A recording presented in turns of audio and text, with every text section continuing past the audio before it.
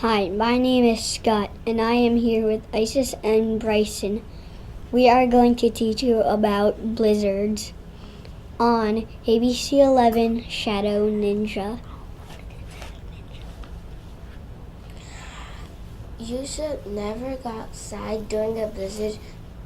You can get hurt, and it's very strong winds.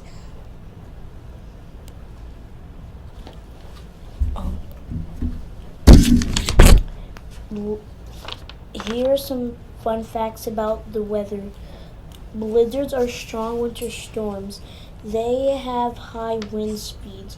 They have very cold temperature, winds below east 35 miles, 56 kilometers an hour. Everything looks white. Blizzards start in winter when a front of cold air, cold, strong, and filled the ice crystals and water vapor and crystals mix to make snowflakes. None of my stuff makes sense.